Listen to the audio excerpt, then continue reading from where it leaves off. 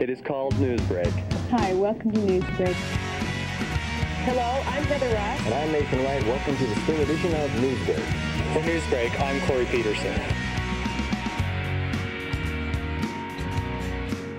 Reader camera 1. Stand by. 10 seconds. Cue talent. Welcome to Newsbreak. I'm Alex Ross. Coming up on Newsbreak. I'm Austin Wolford for Newsbreak. 4, 3, 2, 1. Take it. Welcome to Newsbreak. I'm Lindsay Wilbur. And I'm Lorraine Harker. Student fees at the University of Utah are at an all-time high, and they may be on the rise. Alex Rasmussen, our reporter, has the insight on why. Last fall, a committee was started to discuss the current state of mandatory fees that all students must pay in order to attend the University of Utah. Now that committee is meeting again to review student fees. I recently spoke with the Senior Vice President and Chair Spokesman for the committee, Kathy Anderson, to find out if the committee is approving increases to the athletic student fee, the fine arts fee, and the library fee, all of which have requested increase to their cost. And you have to understand this body is not an approving body. It makes a recommendation. Okay, so what will come out of this final committee meeting is the committee will come to a consensus on what they want to recommend to the president and whether they recommend that he accept these increases, or if they want to say no, we don't think it should be this much increase, or if they say no, they're not asking for enough, it needs to be more of an increase. I don't think that's where it's going, right. but that's always an option. But with student tuition rising every semester, is there a chance that the committee recommends that some student fees be eliminated or decreased? I don't think you'll see any fees going away or down this year, but I certainly think that's a possibility in the future. The committee will meet one more time before going with a recommendation, but for the time being, it doesn't appear that student tuition costs will decrease anytime soon. For Newsbreak, this is Alex Rasmussen. The Pac-12 network invited Newsbreak for a behind-the-scenes look at a live high-definition television production. Check it out. Hi, I'm Paul Sunderland here at the Huntsman Center on the campus of the University of Utah, getting ready for a great basketball game between the Runnin' Utes and the Wildcats of the University of Arizona. Just wanted to take a second and say hello to everybody at the Pac-12 network and, of course, to the University of Utah. Always great to be in Salt Lake. Approximately 40 million households from 6 regional networks and 1 national network are able to tune in and watch a produced 1080i high-definition production 24 hours a day. The Pac-12 network produces 800 live athletic competitions in 6 states on 12 campuses each calendar year. For most athletic fans, the live game is a place for joy and relaxation. But for the Pac-12 network, once you go live, there is no time to pause or go to commercial. 3, 2, 1. Roll your break. 135, we're clear. We come back with billboards 113A. Billboards 113A, which are 12. Sarah and ready for 5, take 5, ready 6, take 6. Arizona coach there, David. Ready 2, take 2, ready 1, ready 6, stay there, ready 6. 6 is up. Take 6. To the left, 43 white out. For the Pac-12 network to produce a high-quality basketball game, they use 5 cameramen, 3 utilities, and 1 audio engineer to capture the sound and video of the competition. It's really important to have a knowledgeable production crew because you can't do it by yourself, and there's no time in a live game to really work with people too much to hone them in if you don't know what they're doing. So you have a 100% better show if you've got directors as part of the team, and if the team works, you're only as good as your weakest link, and so it's really important to make the show go, to have everybody knowing what they're doing. 10, 9, 8, 7, 6, 5, 4, 3, 2, 1. For the Utes, the game is over. For the Pac-12 network, it's time to clean up and move on to Oregon. For Lindsay Wilbur, I'm Sasha Bloom with Newsbreak. Recently, students have noticed the regular and increased presence of Salt Lake City homeless at the Marriott Library. Reporter Gustavo Rodriguez has more on this story. As many of the students use the library, the homeless want to learn and have a temporary shelter. Entertain themselves here, and also it's a warm place, especially in the winter time or even in the summertime. It's a cold place. And the library gives them comfort And they use computer a lot. Some of them that I know, at least I know this. They see the game, they see the movie, they play the game, and that's why they come to the library, the academic library. There hasn't been reports of the homeless bothering students at the Marriott Library. The police have not been yet called to the library. There's no need. Some of them, I saw, they are interested in doing some research. We issue a day pass for people, and now we reduce it to 2 hours. Depends on who they are, if they are a researcher, and we know what they do typically, we can give them a day pass. The only limitation we used to have was if the number of the homeless people increase in the library, they're going to occupy the terminal, and that really caused problem because our students cannot really have access to those people. That's the only problem I see. Otherwise, beyond that, I don't really see any other problem. They are always welcome here. We do not have anything against them. As long as they behave, we do not have any problem. A friendly and fun place to learn. At Marriott Library, everyone's welcome. This is Gustavo Rodriguez for Newsbreak. Coming up on Newsbreak, reporter Lisa Hawkins holds a live studio debate between candidates of this year's ASUU elections. Video games have come a long way at the University of Utah. Coming up on Newsbreak, see what students in the Entertainment, Arts, and Engineering program are creating today.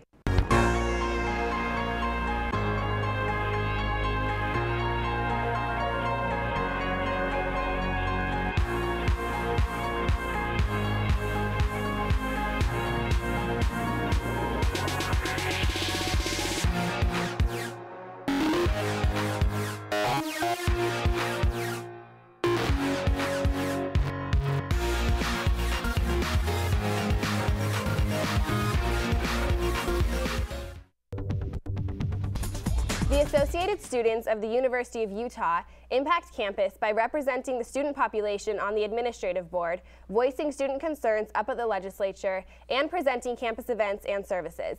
Each semester, $23 of your student fees go toward the annual ASUU budget of $1.7 million. $400,000 of that is put towards student groups, and the rest is dedicated to campus services, events, and partnerships.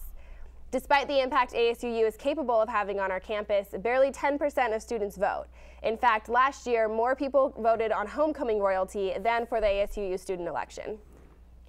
With elections coming up next week, we at Newsbreak wanted to know more about our candidates, the Peak Party and the House Party, and get their take on why exactly university students should care enough to vote. I'm joined by presidential candidates Justin Newhall and Nick Fair. Welcome, guys. Well, thank you.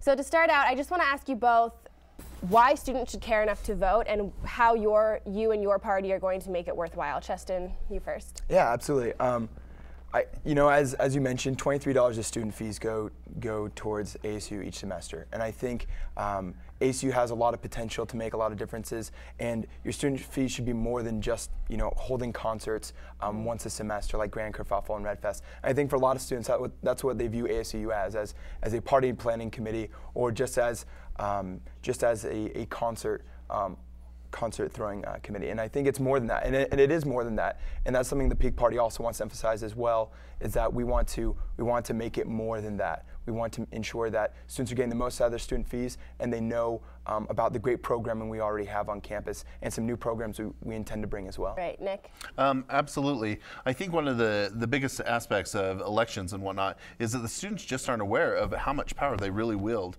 If you look into the past, such great administrations have passed legislation up at the state legislature called Truth and Tuition Bill, which now requires presidents from universities to really tell their students where these increases are going to prior to increasing second-tier tuition.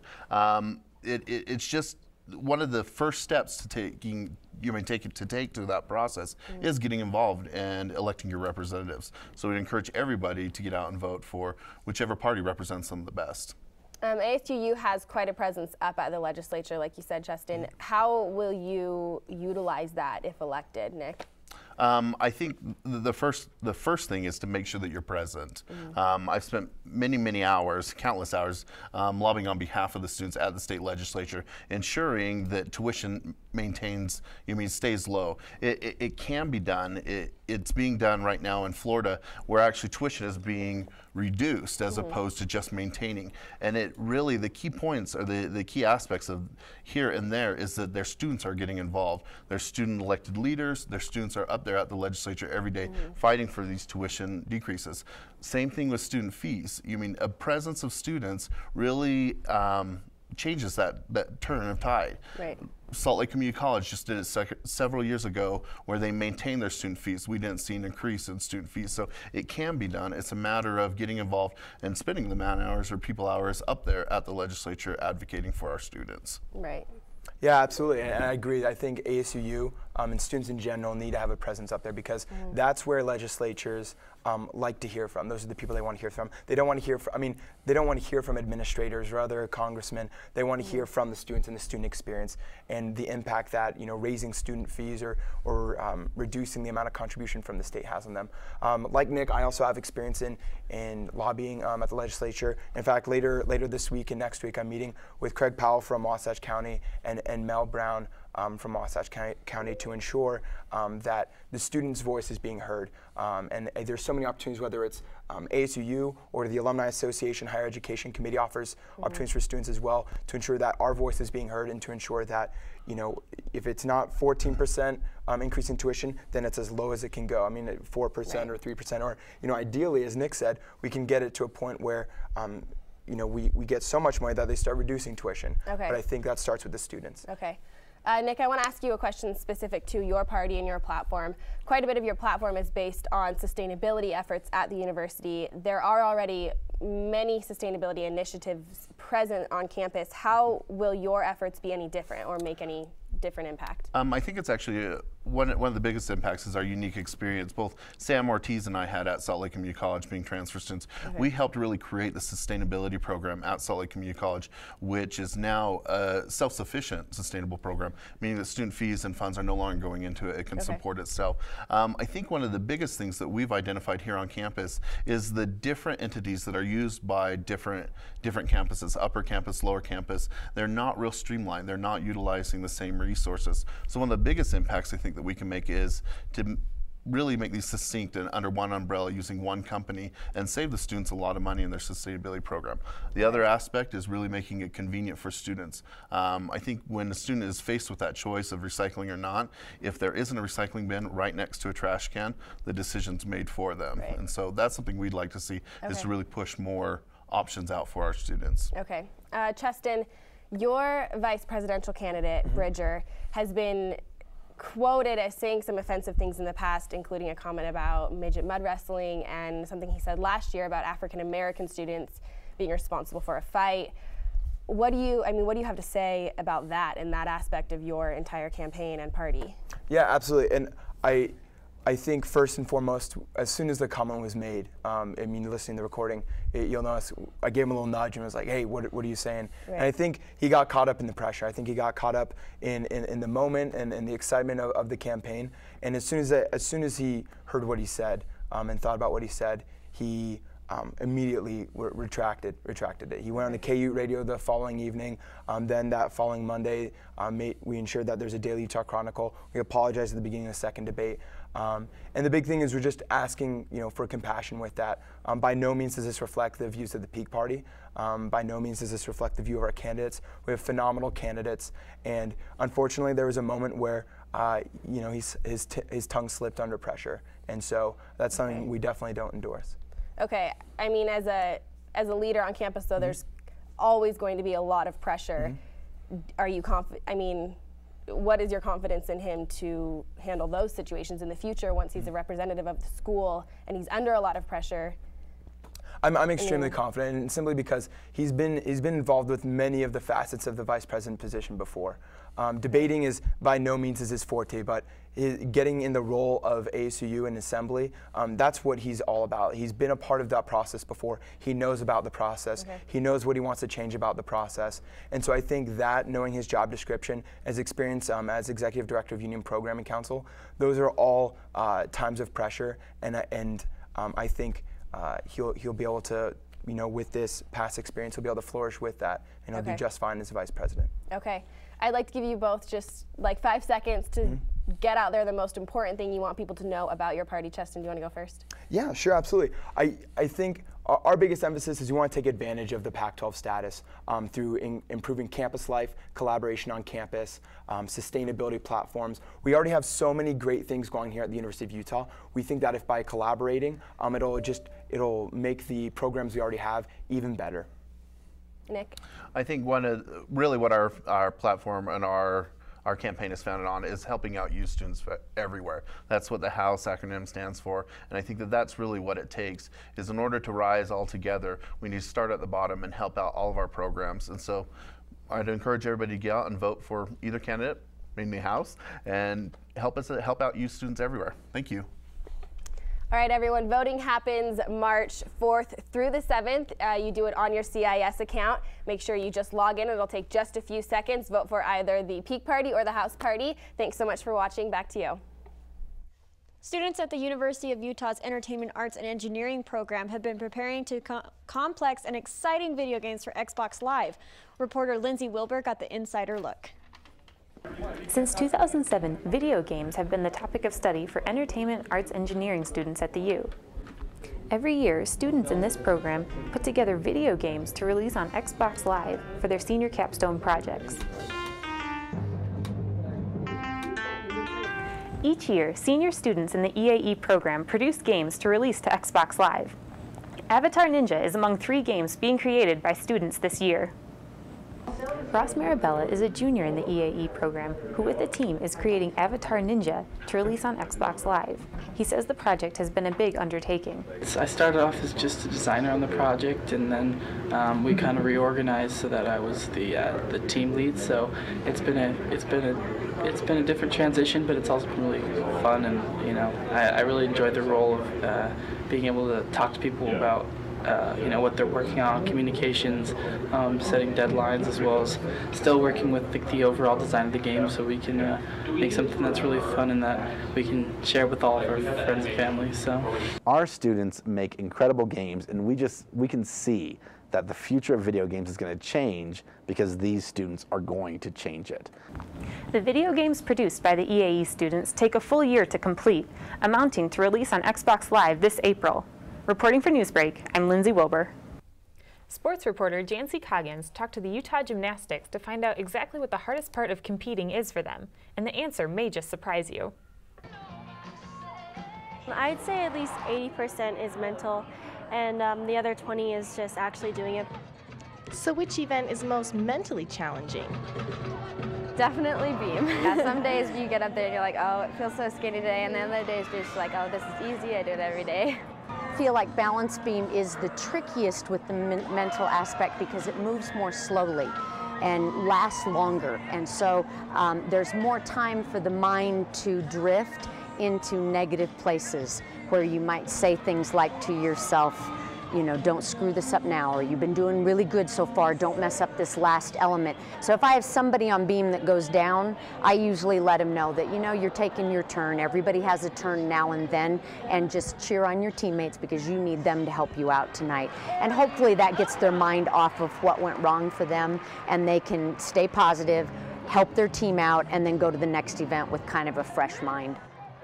My favorite event's the bars, but when I actually go up to go on the bars, I don't think about anything, because for me personally, I don't like to think because it'll mess me up and it won't come out as great as I want it to, so I just let my mind clear and let my body do what it knows. I actually give myself one tip before my dismount, something that my coach says all the time, and I'll think about it, and then I'll think about, a good finish like that. I don't think I breathe during my whole bar routine, and afterwards I'm just like, oh my God, it's over. Thanks for watching Newsbreak. Have a great night.